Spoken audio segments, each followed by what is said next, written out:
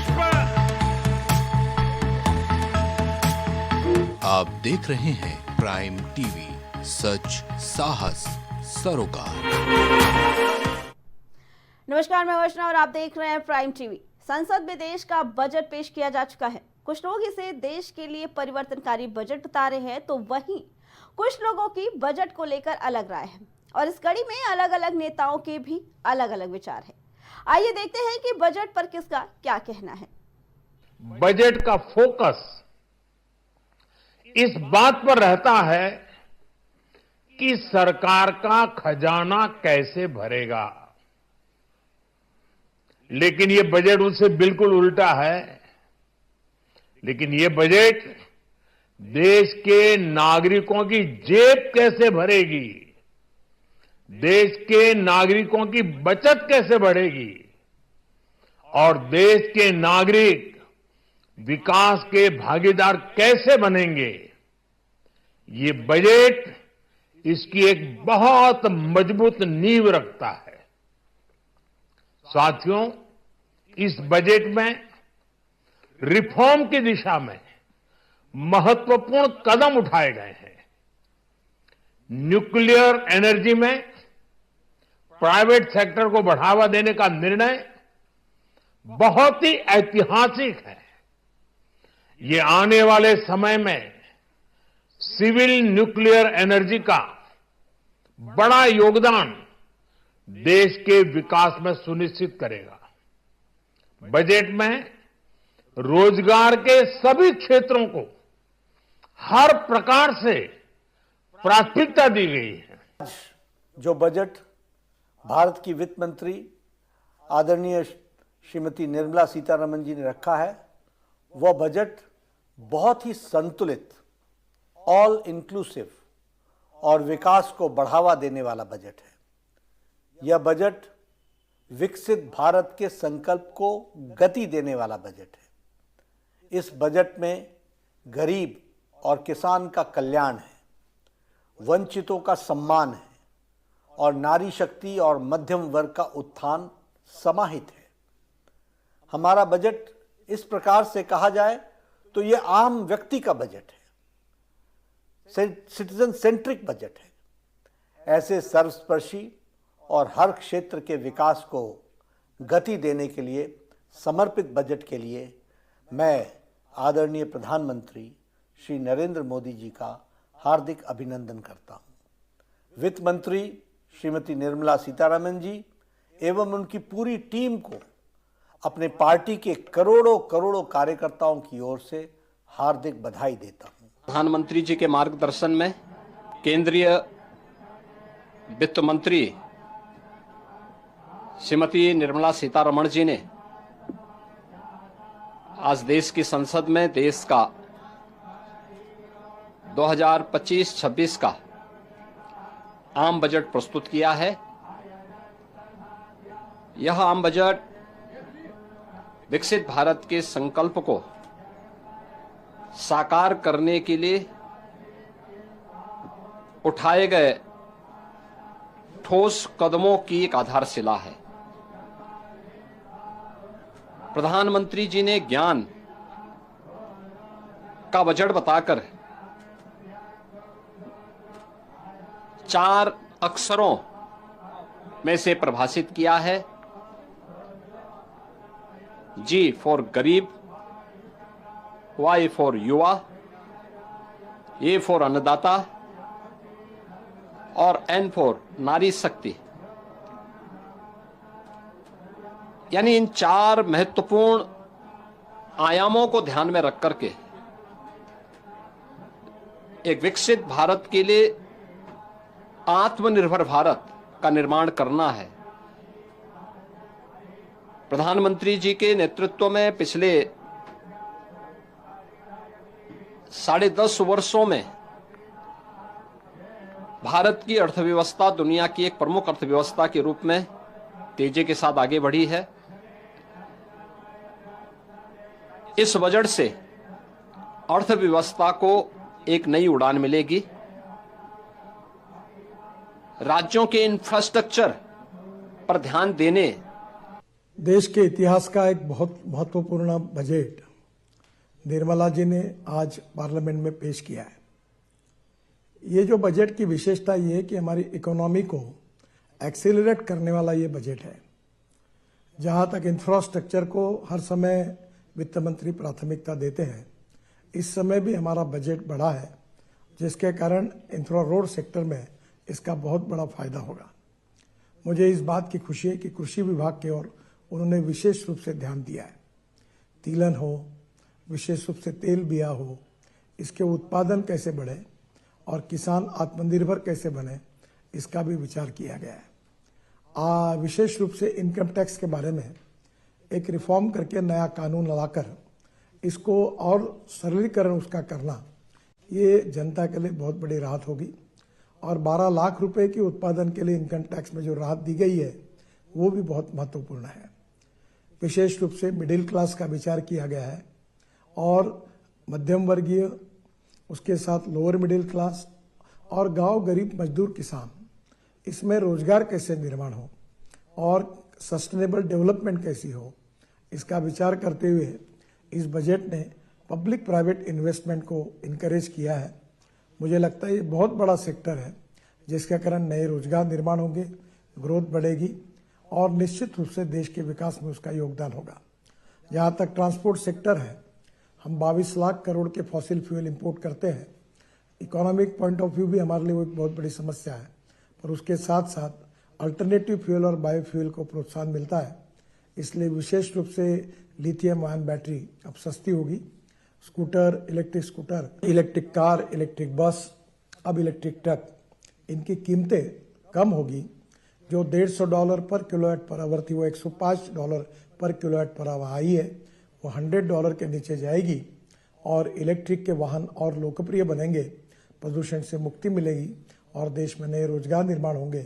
इसके लिए भी उन्होंने विशेष रूप से जो टैक्स में रियासत दी है, वो निश्चित रूप से बहुत उपयोगी है। मैं निर्मला जी का बहुत अभिनंदन करता हूं और प्रधानमंत्री मोदी जी के नेतृत्व में आत्मनिर्भर भारत, $5 ट्रिलियन की इकोनॉमी और विश्व की हम तीसरी अर्थव्यवस्था बनने की प्रक्रिया में है, उसमें निश्चित रूप से हम कामयाब होंगे, ऐसा विश्वास व्यक्त करता हूं। नमस्कार। आज संसद में देश का आम बजट प्रस्तुत हुआ है। माननीय प्रधानमंत्री नरेंद्र मोदी जी के मार्गदर्शन में जिस ढंग से केंद्रीय वित्त मंत्री निर्मला सीतारमण जी ने बजट प्रस्तुत किया है, उसमें किसानों का विशेष ध्यान रखा गया है। किसानों के साथ साथ युवाओं, महिलाओं, नौजवानों, व्यापारियों, मध्यम वर्ग, निम्न वर्ग, इसके अलावा देश की अर्थव्यवस्था को मजबूती देने वाला बजट है। पहली बार किसानों को कई मामलों में उनके जीवन स्तर को ऊपर उठाने वाला बजट है। उनको किसान क्रेडिट कार्ड पर विशेष रियायत देने का फैसला हुआ, उसकी लिमिट भी बढ़ाई गई है। इसके अलावा इनकम टैक्स की भी लिमिट बढ़ाई गई है। हम कह सकते हैं ये देश की जीडीपी को बढ़ाने वाला बजट है और सबसे बड़ी बात यह है, विकसित भारत के संकल्प को पूरा करने वाला बजट है। इसमें जो दैनिक उपयोग में आने वाली वस्तुएं हैं, जो मध्यम वर्ग सामान्यतः उपयोग करता है, मोबाइल हो, टीवी हो या अन्य ईवी गाड़ियां हैं, मोबाइल की बैटरियां भी सस्ती होंगी, जिससे दैनिक उपयोग में आने वाली वस्तुओं के दामों में गिरावट आएगी। किसानों का विशेष ध्यान रखा गया है, महिलाओं का विशेष ध्यान रखा गया है। मैं बहुत बहुत आभार प्रकट करता हूं उत्तर प्रदेश के 25 करोड़ लोगों की तरफ से माननीय प्रधानमंत्री नरेंद्र मोदी जी का, और उम्मीद करता हूं कि देश शीघ्र ही विकसित भारत के संकल्प को माननीय मोदी जी के नेतृत्व में पूरा करेगा और उत्तर प्रदेश को विकास को नई गति मिलेगी। बहुत बहुत धन्यवाद। ऐसे में बजट पर विपक्ष की प्रतिक्रिया आना भी लाजमी है। बजट को लेकर विपक्ष में भी नेताओं की अलग अलग राय है। केजरीवाल ने तो सरकार को कई सुझाव भी गिनवा डाले। आइए सुनते हैं कि विपक्ष के लोगों का बजट को लेकर क्या कहना है। अगर मेरी जानकारी सही है तो ये सरकार का 12वां बजट है। 12वां ही है? क्यों 11वां है? अच्छा ठीक है, जो भी कुछ है। ये जो बजट है, अगर हम इसको 12वां मान लें, 11वां मान लें, 12 साल बाद कुंभ आता है।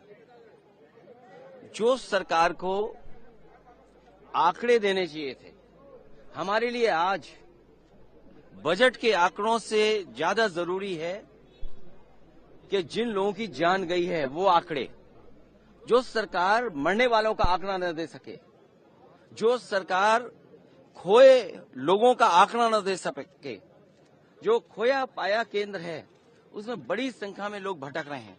कुंभ में लोग अपने मोबाइल पे अपने परिवार के सदस्यों की तस्वीर लेकर के, कोई अपनी मां की तस्वीर लेकर के, कोई अपने बेटे की तस्वीर लेकर के, कोई अपने परिवार के सदस्य की तस्वीर लेकर के कुंभ में लोग भटक रहे हैं, लेकिन सरकार उसकी जानकारी के लिए कोई इंतजाम नहीं किया है। जो आंकड़े बताए जा रहे हैं जान जाने के, वो झूठे आंकड़े हैं। जिस सरकार को 17 घंटे से ज्यादा लग गया हो जानकारी देने के लिए कि वहां पर भगदड़ हुई है, लोगों की जान गई है, और जब हम और आप लोग बात कर रहे हैं 100 घंटे से ज्यादा हो जाएंगे। लोग जो स्नान लेना चाहते थे, कुंभ में स्नान नहीं करा पाई सरकार। लोग त्रिवेणी में जाते हैं स्नान के लिए, स्नान नहीं करा पाई। और कोई भी ऐसा शंकराचार्य, साधु, संत और देश का बड़ा साधु ऐसा नहीं है जो महाकुंभ में न रहा हो। इनके किस आंकड़े को हम यकीन माने? जो लोग कहते थे डिजिटल इंडिया, उस महाकुंभ में हजारों सीसीटीवी कैमरे हैं।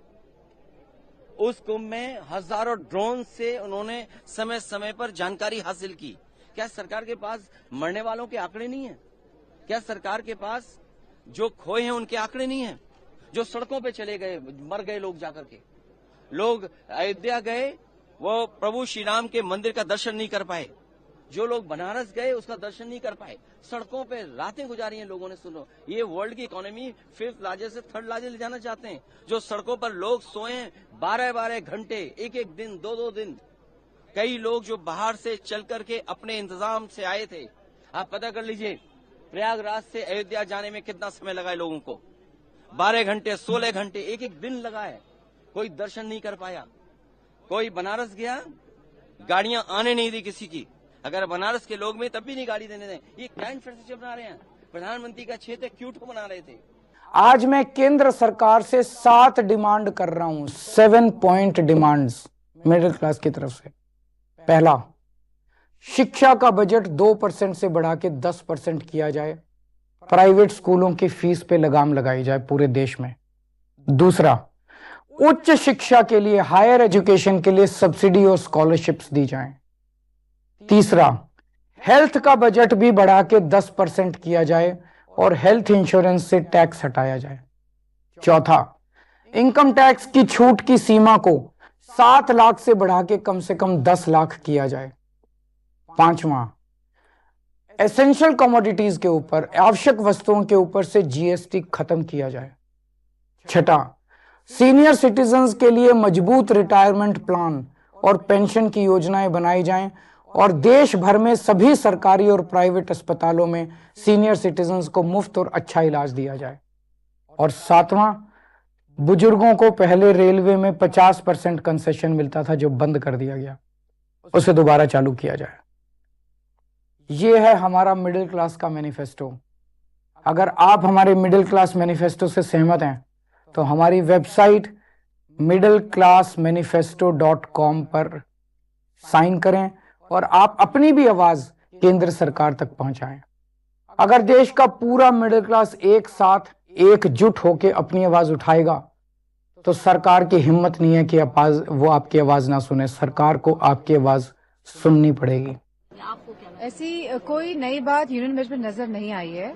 और जो समाजवादी पार्टी का आज क्योंकि बजट पेश हुआ है, ये 11वां बजट है, लेकिन जो कुंभ हुआ है उत्तर प्रदेश में, तो जहां आंकड़े दिए जा रहे थे सरकार द्वारा, वहीं समाजवादी की यह मांग है कि जो कुंभ में जितने लोगों ने अपनी जान गंवाई है, जितने श्रद्धालुओं ने, उनके आंकड़े सरकार पेश करे और ज्यादा से ज्यादा लोगों को सहूलियत पहुंचाए। क्योंकि अभी भी जो लोग जो कुंभ में नहाने आए थे वो भटक रहे हैं और वो अपने परिवारजनों से नहीं मिल पा रहे हैं। तो हमारी मांग है कि जो गवर्नमेंट है, जो उत्तर प्रदेश की सरकार है, वो आंकड़े निकाले कि आखिरकार कितने लोगों की मृत्यु हुई है कुंभ में और क्या वजह रही है, और क्या यह सरकार जो दोषी ऑफिसर्स हैं उनके खिलाफ कार्रवाई करे। बिहार को हमेशा से मोदी सरकार ने ठगने का काम किया है। डबल इंजन की सरकार ने ठगने का काम किया।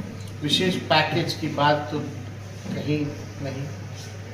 विशेष राज्य का दर्जा पता नहीं अब मिलेगा कि नहीं मिलेगा, इन्होंने तो पहले ही मना कर दिया। लेकिन चुनाव में तो बहुत ऊंची ऊंची बातें की जाती हैं, बड़ी बड़ी बातें की जाती है, जुमली बातें होती है। जो आज का बजट है बिहार के साथ कहीं ना कहीं से खिलवाड़ किया जा रहा है, सौतेला व्यवहार किया जा रहा है। और जो पिछले बजट में जो बात आई थी उसी को दोहराने की बात इन लोगों ने किया है। ये बजट मेरा मानना है गांव, ग्रामीण और गरीब विरोधी बजट भारत सरकार ने पेश किया है और बिहार को कोई लाभ जो है नहीं मिल रहा है। एयरपोर्ट की बात की गई कि भाई ग्रीन फील्ड जो है पटना के अलावा से 3 और बनाएंगे। कहाँ बनाएंगे, कब बनाएंगे, कैसे बनाएंगे, उसका बजट एलोकेशन कितना होगा, कहीं कोई जिक्र नहीं। केवल जुमला और हवाबाजी। बीटा का हम लोग जब कैबिनेट थे तभी हम लोगों ने 15 में जब सरकार में आए थे तभी बीटा के लिए हम लोगों ने अतिरिक्त जमीन लैंड ऑक्यूपाइड करके हम लोगों ने अथॉरिटी को, एयरपोर्ट अथॉरिटी को दिया। अब तक उसका काम शुरू नहीं हुआ है। तो ये केवल जुमलेबाजी। ट्रेन रेल का भाड़ा महंगा होता जा रहा है, इसमें कहीं कोई राहत नहीं। पहले जब बजट आता था तो रेलवे का अलग आता था, अब तो रेलवे को खत्म ही कर दिया गया। और हाजीपुर तो सेंटर रहा है इस चीज का, आप लोग सब लोग जानते हैं। लोग इच्छुक होते थे कि भाड़ा कम होगा कि बढ़ेगा, कौन सी नई गाड़ी मिलेगी, कहाँ हॉल्ट होगा, कौन सा नया ट्रेन चालू होगा, कहाँ गया वो सब। तो देखिए ना बिहार को कुछ मिला है, ना ये देना चाहते हैं। ये केवल जुमलेबाजी है। और बिहार का चुनाव आएगा तो मीठी मीठी बातें होंगी लेकिन काम की बात नहीं। बजट का मतलब क्या होता है कि भाई पैसा कहाँ से आया, खर्च कहाँ से करेगा। लेकिन आप बताइए, आप ये नहीं तय कर पा रहे हैं, जो अनाउंस कर रहे घोषणा खाली कर रहे हैं। ये तो वही पुरानी बात है। पुराने जो बजट में जो घोषणा इन्होंने किया था कि बिहार को इन्होंने कहा था कि पैकेज देंगे 59,000 करोड़ का, पहले उसका तो हिसाब दे दें, कहाँ गया 59,000 करोड़। नेता प्रतिपक्ष राहुल गांधी और मायावती ने यूं तो कोई भी प्रतिक्रिया नहीं दी, लेकिन एक्स पर पोस्ट करके सरकार पर निशाना साधा है। राहुल गांधी का कहना है कि ये बजट ऐसा ही है जैसे गोली के घाव के लिए बैंडेड। वैश्विक अनिश्चितता के बीच हमारे आर्थिक संकट को हल करने के लिए एक आदर्श बदलाव की आवश्यकता है, लेकिन ये सरकार विचारों की दिवालिया है। बता दें, ये सीधे तौर पर राहुल गांधी ने अपने एक्स पर पोस्ट करते लिखा कि ये बजट ऐसा है जैसे गोली के घाव के लिए बैंडेड। यानी उन्होंने इस बजट को बिल्कुल ही बेबुनियाद बताया है और ये बताया है कि ये बिल्कुल भी सार्थक नहीं है। ये बजट ऐसा है जैसे गोली के घाव के लिए बैंडेड। वैश्विक अनिश्चितता के बीच हमारे आर्थिक संकट को हल करने के लिए एक आदर्श बदलाव की जरूरत है, उसकी आवश्यकता है, लेकिन ये सरकार विचारों की दिवालिया है और इस बजट से कुछ नहीं होगा। इसके अलावा मायावती ने भी सरकार को कटघरे में खड़ा किया। उनका कहना है कि देश में महंगाई, गरीबी, बेरोजगारी की जबरदस्त मार के साथ ही सड़क, पानी, शिक्षा, सुख शांति इसकी जरूरी बुनियाद है। बुनियादी सुविधाओं के अभाव के कारण लगभग 140 करोड़ की भारी जनसंख्या वाले भारत में लोगों का जीवन काफी त्रस्त है, जिसका केंद्रीय बजट के माध्यम से भी निवारण होना जरूरी है। लेकिन वर्तमान भाजपा सरकार का भी बजट कांग्रेस की तरह राजनीतिक स्वार्थ का अधिक और जन और देश हित का कम लगता है। अगर ऐसा नहीं है तो इस सरकार में भी लोगों का जीवन लगातार तंग, बदहाल और दुखी क्यों है? विकसित भारत का सपना बहुजनों के हित का भी होना जरूरी है।